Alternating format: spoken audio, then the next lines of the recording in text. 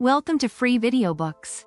Today, we're diving into the thrilling world of Edgar Rice Burroughs' Tarzan and the Ant-Men.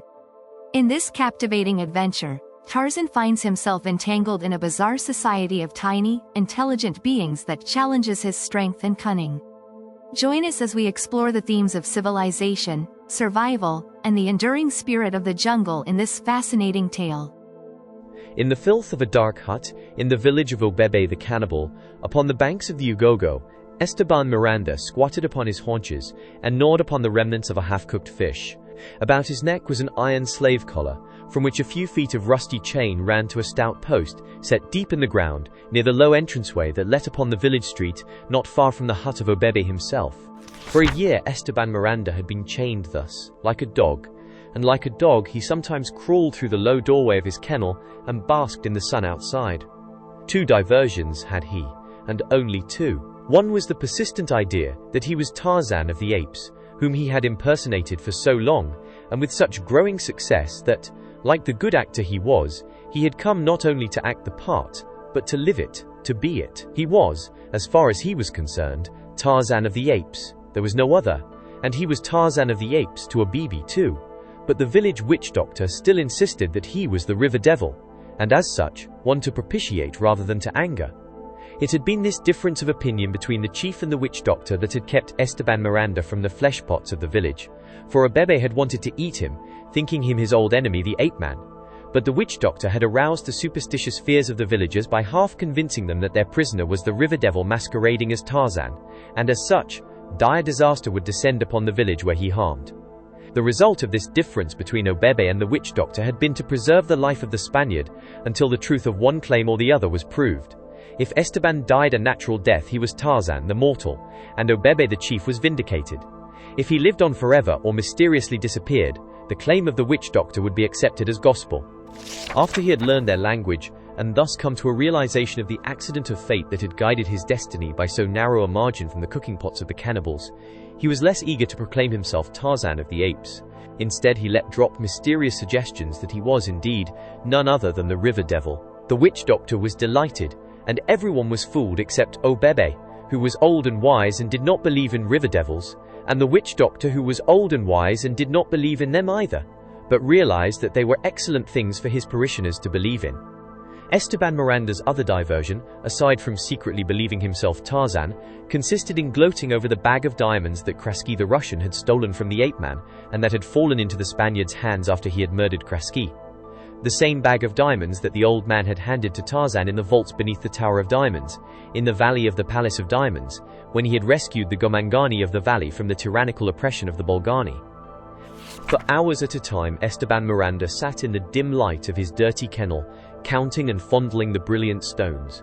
1,000 times had he weighed each one in an appraising palm, computing its value, and translating it into such pleasures of the flesh as great wealth might buy for him in the capitals of the world. Mired in his own filth, feeding upon rotted scraps tossed to him by unclean hands, he yet possessed the wealth of a Croesus, and it was as Croesus he lived in his imaginings, his dismal hut changed into the pomp and circumstance of a palace by the scintillant gleams of the precious stones. At the sound of each approaching footstep, he would hastily hide his fabulous fortune in the wretched loincloth that was his only garment, and once again become a prisoner in a cannibal hut. And now, after a year of solitary confinement, came a third diversion, in the form of Uha, the daughter of Kamis the witch doctor. Uha was 14, comely and curious. For a year now she had watched the mysterious prisoner from a distance, until at last, familiarity had overcome her fears, and one day she approached him as he lay in the sun outside his hut. Esteban, who had been watching her half-timorous advance, smiled encouragingly. He had not a friend among the villagers. If he could make but one, his lot would be much the easier and freedom a step nearer. At last Uha came to a halt a few steps from him. She was a child, ignorant and a savage. But she was a woman-child, and Esteban Miranda knew women. "I have been in the village of the chief Obebe for a year," he said haltingly, in the laboriously acquired language of his captors. "But never before did I guess that its walls held one so beautiful as you. What is your name?" Uha was pleased. She smiled broadly. "I am Uha," she told him. "My father is Kamis the witch doctor." It was Esteban who was pleased now. Fate, after rebuffing him for long, was at last kind. She had sent to him one who, with cultivation, might prove a flower of hope indeed. "Why have you never come to see me before?" asked Esteban. "I was afraid," replied Uha simply. "Why?" "I was afraid," she hesitated. "Afraid that I was the river devil and would harm you?" demanded the Spaniard, smiling. "Yes," she said. "Listen," whispered Esteban, "but tell no one. I am the river devil, but I shall not harm you." "If you are the river devil, why then do you remain chained to a stake?" inquired Uha. "Why do you not change yourself to something else and return to the river? You wonder about that, do you?" asked Miranda, sparring for time that he might concoct a plausible answer. "It is not only Uha who wonders," said the girl. "Many others have asked the same question of late. Obebe asked it first, and there was none to explain. Obebe says that you are Tarzan, the enemy of Obebe and his people. But my father Kamis says that you are the river devil, and that if you wanted to get away, you would change yourself into a snake and crawl through the iron collar that is about your neck. And the people wonder why you do not, and many of them are commencing to believe that you are not the river devil at all." "Come closer, beautiful Uha," whispered Miranda, "that no other ears than yours may hear what I am about to tell you." The girl came a little closer and leaned toward him where he squatted upon the ground. "I am indeed the river devil," said Esteban, "and I come and go as I wish. At night, when the village sleeps, I am wandering through the waters of the Ugogo, but always I come back again.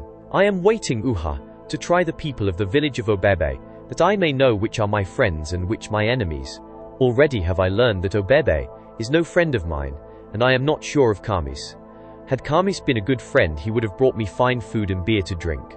I could go when I pleased, but I wait to see if there be one in the village of Obebe who will set me free. Thus may I learn which is my best friend. Should there be such a one, Uha, fortune would smile upon him always. His every wish would be granted, and he would live to a great age, for he would have nothing to fear from the river devil, who would help him in all his undertakings. But listen, Uha, tell no one what I have told you. I shall wait a little longer, and then if there be no such friend in the village of Obebe, I shall return to my father and mother, the Ugogo, and destroy the people of Obebe. Not one shall remain alive." The girl drew away, terrified. It was evident that she was much impressed. "Do not be afraid," he reassured her. "I shall not harm you. But if you destroy all the people," she demanded. "Then, of course," he said, "I cannot help you. But let us hope that someone comes and sets me free, so that I shall know that I have at least one good friend here. Now run along, Uha, and remember that you must tell no one what I have told you." She moved off a short distance and then returned. "When will you destroy the village?" she asked. "In a few days," he said. Uha, trembling with terror, ran quickly away in the direction of the hut of her father, Kamis, the witch doctor. Esteban Miranda smiled a satisfied smile and crawled back into his hole to play with his diamonds. Kamis the witch doctor was not in his hut when Uha, his daughter, faint from fright, crawled into the dim interior. Nor were his wives. With their children, the latter were in the fields beyond the palisade, where Uha should have been, and so it was that the girl had time for thought before she saw any of them again, with the result that she recalled distinctly what she had almost forgotten in the first frenzy of fear. That the river devil had impressed upon her that she must reveal to no one the thing that he had told her, and she had been upon the point of telling her father all. What dire calamity then would have befallen her? She trembled at the very suggestion of a fate so awful that she could not even imagine it. How close a call she had had. But what was she to do? She lay huddled upon a mat of woven grasses, racking her poor savage little brain for a solution of the immense problem that confronted her. The first problem that had ever entered her young life, other than the constantly recurring one of how most easily to evade her share of the drudgery of the fields. Presently she sat suddenly erect, galvanized into statuesque rigidity by a thought engendered by the recollection of one of the river devil's remarks. Why had it not occurred to her before? Very plainly he had said, and he had repeated it, that if he were released he would know that he had at least one friend in the village of Obebe, and that whoever released him would live to a great age and have everything he wished for. But after a few minutes of thought, Uha drooped again. How was she, a little girl, to compass the liberation of the river devil alone? "How, Baba?" she asked her father, when he had returned to the hut later in the day. "Does the river devil destroy those who harm him?" "As the fish in the river, so are the ways of the river devil, without number," replied Kamis. "He might send the fish from the river and the game from the jungle and cause our crops to die. Then we should starve. He might bring the fire out of the sky at night and strike dead all the people of Obebe." "And you think he may do these things to us, Baba?" "He will not harm Kamis, who saved him from the death that Obebe would have inflicted," replied the witch doctor.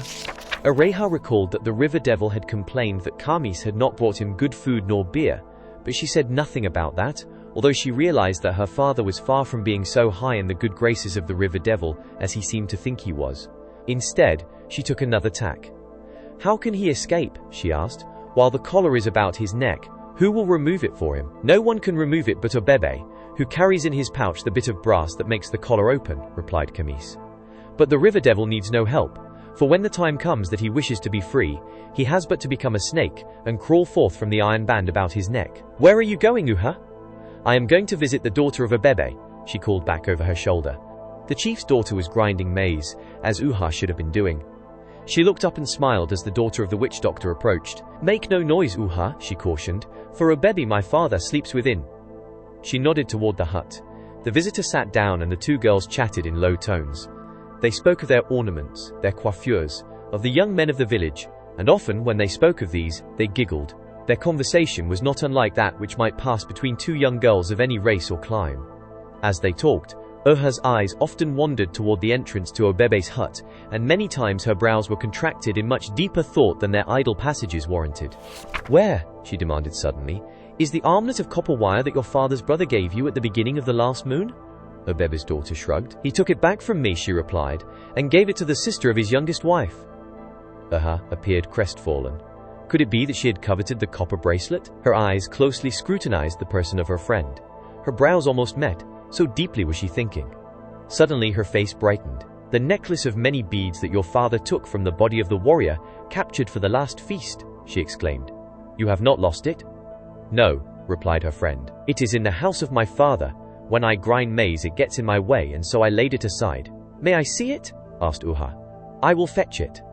"No, you will awaken Obebe, and he will be very angry," said the chief's daughter. "I will not awaken him," replied Uha, and started to crawl toward the hut's entrance. Her friend tried to dissuade her. "I will fetch it as soon as Baba has awakened," she told Uha, but Uha paid no attention to her, and presently was crawling cautiously into the interior of the hut. Once within, she waited silently, until her eyes became accustomed to the dim light. Against the opposite wall of the hut, Obebe lay sprawled upon a sleeping mat. He snored lustily. Uha crept toward him. Her stealth was the stealth of Sheeta the leopard.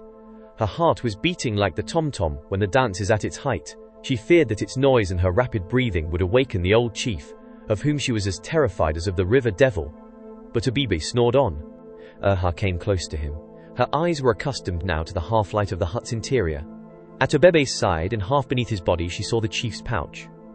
Cautiously she reached forth a trembling hand and laid hold upon it. She tried to draw it from beneath Obebe's weight. The sleeper stirred uneasily and Uha drew back. Terrified, Obebe changed his position, and Uha thought that he had awakened. Had she not been frozen with horror, she would have rushed into headlong flight, but fortunately for her she could not move, and presently she heard Obebe resume his interrupted snoring. But her nerve was gone, and she thought now only of escaping from the hut without being detected. She cast a last frightened glance at the chief to reassure herself that he still slept. Her eyes fell upon the pouch. Obebe had turned away from it and it now lay within her reach, free from the weight of his body. She reached for it only to withdraw her hand suddenly. She turned away. Her heart was in her mouth. She swayed dizzily, and then she thought of the river devil, and of the possibilities for horrid death that lay within his power. Once more she reached for the pouch, and this time she picked it up. Hurriedly opening it, she examined the contents. The brass key was there. She recognized it because it was the only thing the purpose of which she was not familiar with. The collar, chain and key had been taken from an Arab slave raider that Obebe had killed and eaten, and as some of the old men of Obebe's village had worn similar bonds in the past, there was no difficulty in adapting it to its intended purpose when occasion demanded. Uha hastily closed the pouch and replaced it at Obebe's side. Then, clutching the key in a clammy palm, she crawled hurriedly toward the doorway. That night, after the cooking fires had died to embers and been covered with earth and the people of Obebe had withdrawn into their huts, Esteban Miranda heard a stealthy movement at the entrance to his kennel. He listened intently. Someone was creeping into the interior. Someone or something. "Who is it?" demanded the Spaniard in a voice that he tried hard to keep from trembling. "Hush," responded the intruder in soft tones. "It is I, Uha, the daughter of Kamis the witch doctor. I have come to set you free, that you may know that you have a good friend in the village of Obebe, and will therefore not destroy us." Miranda smiled. His suggestion had borne fruit more quickly than he had dared to hope, and evidently the girl had obeyed his injunction to keep silent. In that matter he had reasoned wrongly, but of what moment that, since his sole aim in life freedom was to be accomplished? He had cautioned the girl to silence, believing this the surest way to disseminate the word he had wished spread through the village, where, he was positive, it would have come to the ears of some one of the superstitious savages with the means to free him now that the incentive was furnished. "And how are you going to free me?" demanded Miranda. "See," exclaimed Uha, "I have brought the key to the collar about your neck." "Good," cried the Spaniard. "Where is it?" Uha crawled closer to the man and handed him the key. Then she would have fled. "Wait," demanded the prisoner. "When I am free, you must lead me forth into the jungle. Whoever sets me free must do this if he would win the favor of the river god." Uha was afraid, but she did not dare refuse. Miranda fumbled with the ancient lock for several minutes before it at last gave to the worn key the girl had brought. Then he snapped the padlock again, and carrying the key with him, crawled toward the entrance. "Get me weapons," he whispered to the girl, and Uha departed through the shadows of the village street. Miranda knew that she was terrified, but was confident that this very terror would prove the means of bringing her back to him with the weapons. Nor was he wrong, for scarce 5 minutes had elapsed before Uha had returned with a quiver of arrows, a bow, and a stout knife. "Now lead me to the gate," commanded Esteban, keeping out of the main street and as much in rear of the huts as possible. Warintija led the fugitive toward the village gates. It surprised her a little that he, a river devil, should not know how to unlock and open them, for she had thought that river devils were all wise. But she did as he bid, and showed him how the great bar could be withdrawn, and helped him push the gates open enough to permit him to pass through. Beyond was the clearing that led to the river. On either hand rose the giants of the jungle. It was very dark out there, and Esteban Miranda suddenly discovered that his newfound liberty had its drawbacks. To go forth alone at night into the dark, mysterious jungle filled him with a nameless dread. Uha drew back from the gates. She had done her part and saved the village from destruction. Now she wished to close the gates again and hasten back to the hut of her father, there to lie trembling in nervous excitement and terror against the morning that would reveal to the village the escape of the river devil. Esteban reached forth and took her by the arm. "Come," he said, "and receive your reward." Uha shrank away from him. "Let me go," she cried. "I am afraid." But Esteban was afraid too, and he had decided that the company of this little Negro girl would be better than no company at all in the depths of the lonely jungle. Possibly when daylight came he would let her go back to her people, but tonight he shuddered at the thought of entering the jungle without human companionship. Uha tried to tear herself free from his grasp. She struggled like a little lion cub, and at last would have raised her voice in a wild scream for help had not Miranda suddenly clapped his palm across her mouth, lifted her bodily from the ground, and running swiftly across the clearing disappeared into the jungle. Behind them the warriors of Obebe the cannibal slept in peaceful ignorance of the sudden tragedy that had entered the life of little Uha, and before them, far out in the jungle, a lion roared thunderously. Did you enjoy today's chapter of Tarzan and the Ant-Men? Why not subscribe and ring the bell?